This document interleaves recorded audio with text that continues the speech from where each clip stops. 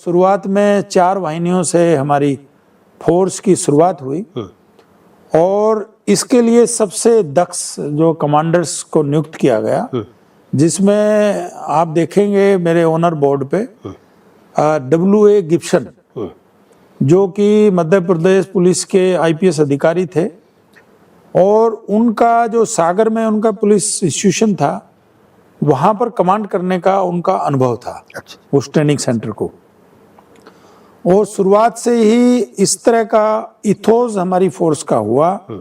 सबसे डिफिकल्ट जो है ऑब्स्टेकल कोर्स वहां पर बनाया गया और हम लोगों ने जो शुरुआत में जो ट्रेनिंग किया, जब हमारी लड़ाई चली हुई थी चीन के साथ में, और अमेरिका का भी हमें सहयोग मिला, बाकी देशों का भी सहयोग मिला, और हमें जो वेपनरी है वो भी शुरुआत में विदेश से वेपनरी आई जी। तो एक बहुत अच्छी जो गुरिल्ला कम इंटेलिजेंस कम फाइटिंग फोर्स का गठन हुआ। इसमें 44 वीक की जवानों को ट्रेनिंग दी जाती थी। अच्छा। उसके उपरांत जो है इसका एडवांस कोर्स 12 हफ्ते का होता था। अच्छा। और इसमें जो हमारी जो बटालियनें थी, शुरुआत की जो 4 बटालियनें थी, वो पूरी तरह से सक्षम थी किसी भी तरह की किसी भी कार्य को करने के लिए। जी। पूरी बटालियन सेल्फ कंटेंट थी, जिसमें आपका प्रोक्योरमेंट हुआ, जिसमें आपका वेपनरी का जो हुआ, जिसमें आपका सपोर्ट वेपन हुए, जिसमें आपकी इंटेलिजेंस कंपनी हुई, जिसमें आपकी जो एयरबोर्न कंपनी हुई, हम लोगों को ट्रेनिंग दी गई। अच्छा। कि जहाज से हम कैसे गुरिल्ला फोर्स जो है जहाज से कैसे जंप करके पैराट्रूपर की ट्रेनिंग दी गई। और एक कंपनी हमारी इंटेलिजेंस कंपनी होती थी, जिसको इंटेलिजेंस में पूरी दक्ष किया जाता था। जी। और बाकी कंपनियां हमारी गुरिल्ला फोर्स के रूप में। अच्छा।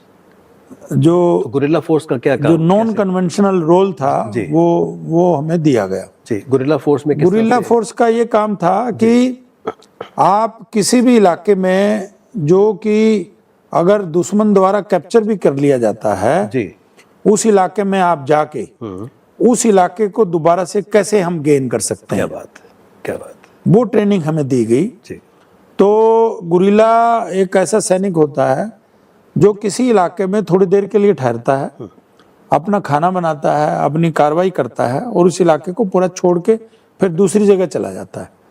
और वो दक्ष होता है एक्सप्लोजिव में, वो दक्ष होता है आपके कोई भी ऑपरेशंस करने में। जी।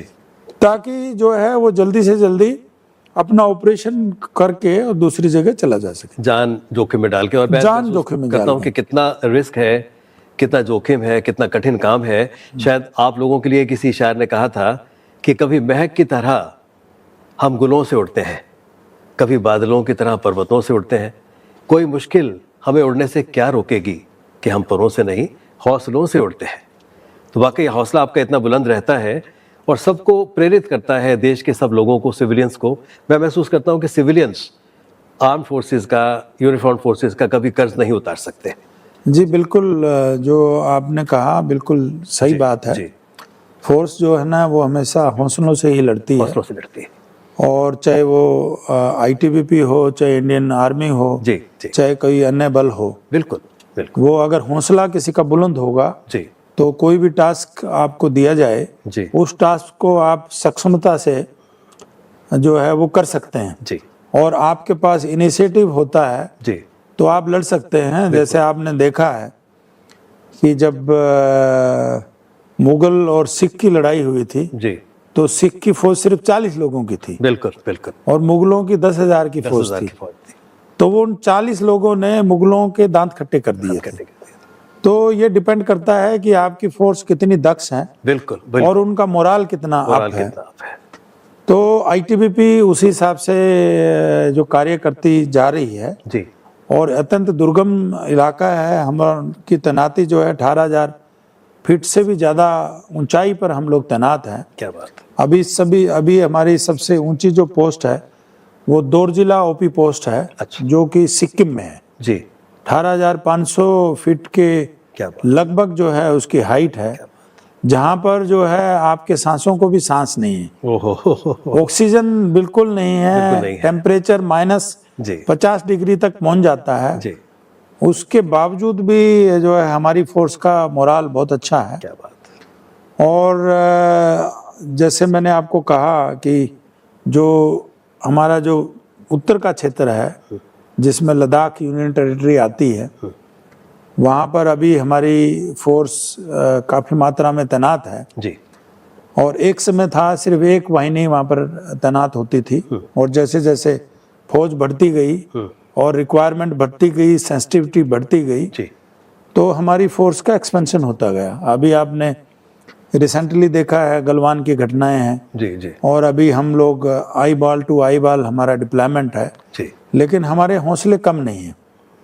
बहुत बड़ी बात। और किसी भी चैलेंजेस को फेस करने के लिए हम तैयार हैं और हमारा ध्येय यही है कि हमारे देश की 1 इंच जमीन भी जो है हम दुश्मन के क्या बात है जो है में नहीं जाने देंगे जी। ये हमारा हौसला है जी उसके लिए हम जो है हर तरह की ट्रेनिंग करते हैं। जी ये जो बेसिक ट्रेनिंग सेंटर हैं जो यहाँ पर बीटीसी भानु में जी जी इसमें हम जवानों को दक्ष बनाते हैं।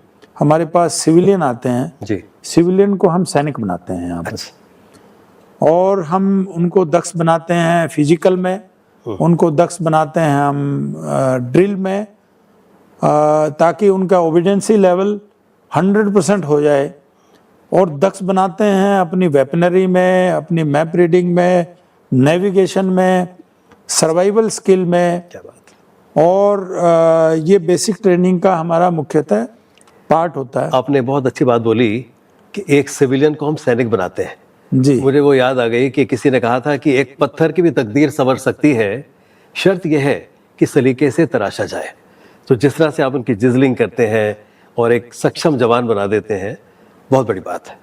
जी जी बिल्कुल। जो आप अगर नेशनल पुलिस एकेडमी में जाएं जी हैदराबाद में जी तो वहाँ पर जो मेन चौक है जी उस मेन चौक के ऊपर एक पत्थर लगाया हुआ है। अच्छा।